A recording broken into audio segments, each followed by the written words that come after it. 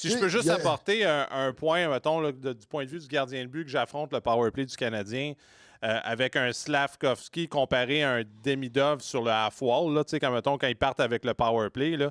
Pour moi, là, de la façon que je le lis, c'est que le power play du Canadien, c'est pas un shooting power play. C'est pas...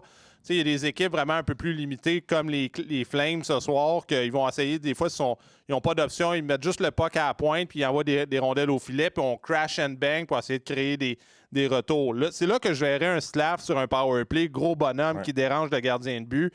Mais comme gardien de but, quand tu affrontes un power play qui fait des passes across comme des Hudson, des Suzuki, que le gros bonhomme soit à gauche, là, moi, ça me dérange pas pantoute. J'aime tellement mieux ça parce qu'on dirait que ça devient comme un 4 contre 4.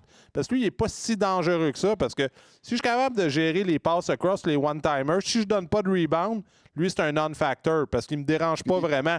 Dans une autre formation de power play, je pense qu'il peut être utile puis déranger une boîte ou un gardien de but. Mais on dirait dans le schéma, je trouverais que Demidov...